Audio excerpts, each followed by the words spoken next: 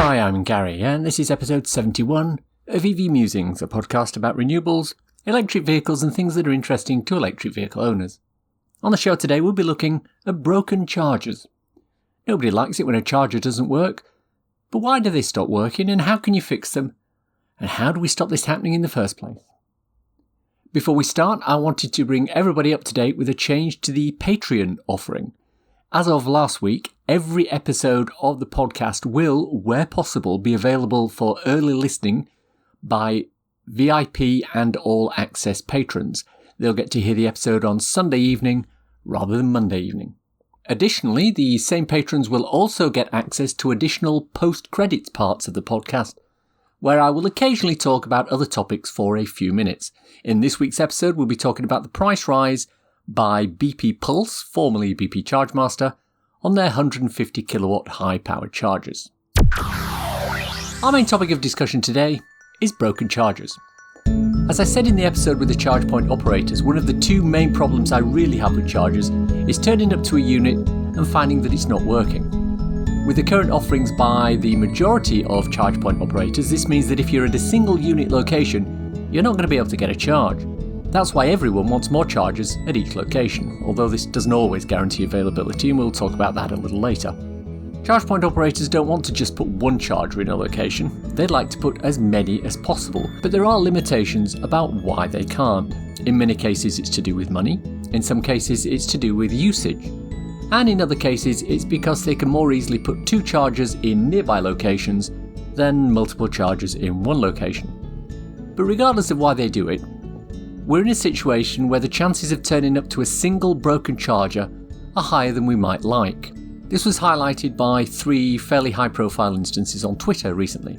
James Coates from James & Cade arrived at Instavolt's 8 charger hub at Banbury to find none of the chargers able to accept contactless payment due to a comms issue. Robert Llewellyn released a video of the new Fiat 500e on fully charged, and as part of that he tried to charge it at a rapid, and the charge failed to initiate. The Porsche Taycan that we mentioned in a recent newsletter that took 9 hours to do 150 miles encountered several rapids in the Bournemouth area that were out of order. Now, if we look at the underlying issues, it indicates that there are a number of reasons why a typical charger will not charge, and they are basically broken hardware, payment/comms issues, or handshake issues. I want to go through each of these in turn and talk about why this happens and how you can deal with it. Firstly, broken hardware. This is actually one of the least common problems with chargers. Unfortunately, broken hardware is also one of the hardest to fix. The main culprits for broken hardware are connectors that are broken. This is particularly apparent on chargers which have long cables and multiple connectors. I'm looking at you, Ecotricity. With the long cables, it's far too easy to just drop the cable on the floor and damage the connector, or land it in a puddle, or jam the locking mechanism. Each of these means an engineer will need to come out and either replace or repair the hardware. This could be something that takes a day, or it could take several months. There were rumours that the DBT chargers used by Ecotricity needed parts imported from Japan when something went wrong. This sort of issue doesn't happen with petrol pumps, because you have to replace the nozzle correctly in the holder to stop the session so you can pay. Unfortunately, chargers don't work that way. A lot of the issues encountered by the Taycan driver on her 150-mile journey were hardware issues. My local Morrison's installed a 50 kilowatt GD point charger recently. It worked for about 2 days. Since then the power's been out and it's still waiting an engineer to come and fix it. Next, comms issues. These are actually quite commonplace. For most networks, if the charger can't communicate with the central servers, it goes offline. Ecotricity is an outlier on this in that if the charger can't communicate with the server, it will default to free vend for the customer. Now, we like this, but there are also comms issues that cause payment validation problems. In theory, every new charger installed should give users the ability to pay for the charge on an ad hoc basis under law. This might be via contactless, or it might be via a QR code that allows you to enter payment details on your phone. Either way, having good communication between the device and the network is key. Often, though, this can be flaky. The issue James Coates had with the 8 Instavolt chargers not accepting payments was comms related.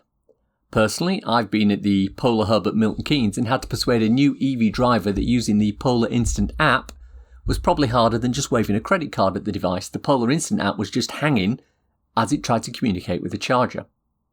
Finally, handshake issues. When we chatted with Dr. Ewan McTurk in episode 61, he gave us his thoughts on the CCS standard and the problems that arose from it. CCS is being foisted upon us despite the fact that it's not currently able to do vehicle-to-grid charging, and despite the fact that the protocol is so loosely defined that you've seen the likes of the Jaguar I-Pace and even Teslas having compatibility issues with older charge points. This is because, unlike CHAdeMO that is rigorously defined, CCS is kind of like they've given you the ingredients to make a cake, but not the recipe. One of the downsides to the CCS standard is a looseness in the definition of the standard, and this means that each car can implement the standard in a slightly different way, as can each make of charger. The result of this is issues with the handshake on the chargers. The handshake is that part of the charging process which occurs after connection and before charging actually starts, where the car and the charger communicate with each other to establish a valid link. That was the issue Robert Llewellyn had with the Fiat 500e in his fully charged video.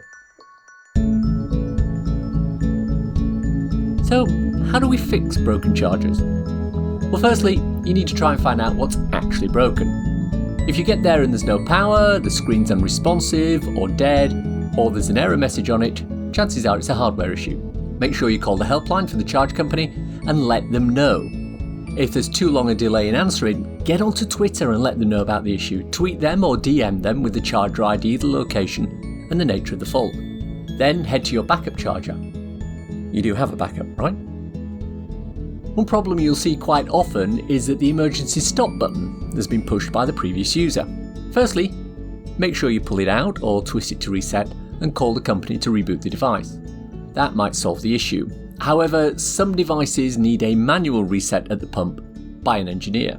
Jonathan Porterfield from ecocars.net has a solution to that. And this chap from the council came, opened up this big cabinet with what's called an electrician's panel key, which is just a key with a fancy triangle in the middle. You can buy them from any hardware shop. Opened up the cupboard and turned it back on. And shut the cupboard and shook her hands and drove off. We waited an hour and a half for this. It was going to be a week on Tuesday before some other technical bloke came. So, needless to say, and this is going on the record, I've got myself a little panel key, and I've used it countless times where I've turned up to a charger with no power. I've opened up the box, I've flicked the switch, and it works. Now, when you talk to Charge Place Scotland, you better not do that. You know, you're going to kill yourself, get electrocuted. We'll send a specialist team out a week on Tuesday to do exactly the same thing. Obviously, we don't recommend doing this unless you've been shown what to do and how to do it. This can be very dangerous in high-powered chargers, but it works for JP. For payment and comms issues, the solution is not straightforward. In theory, all new units should enable ad hoc payments without needing to register, but if the unit's an older one that hasn't been upgraded, you'll be stuck using an RFID fob or an app. For units that are located in out-of-the-way places, network coverage might be flaky, resulting in issues initiating a charge. You have a couple of options. Try a different payment method, or call the helpline and ask them to help.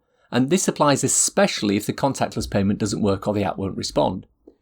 If you're on the Polar network and you've initiated your charge using Apple Pay as a contactless method on your phone, the charge unfortunately cannot be stopped by using Apple Pay. This is due to a quirk in the way Apple Pay handles transactions and the way Polar tracks charges.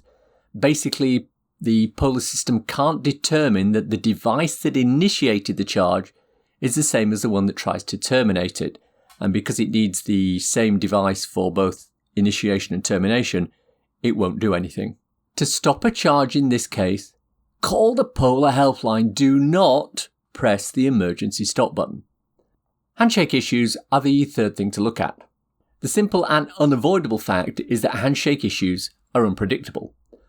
Podcast co-founder Simon had problems with his i3 originally when charging using the Ecotricity devices. On other networks devices, he didn't have an issue. Likewise, it generally only happens on CCS-equipped cars rather than CHAdeMO. In reality, any CCS charger can have handshake issues with any type of unit, but a different car with the same CCS connector might not have an issue with the same device. The i3 that has an issue with the Ecotricity DBT units might not have handshake issues with the VFill units that Instavolt tend to use. This was also the case with the iPace. It couldn't charge from the Ecotricity DBT units, but it could charge from the Instavolt units.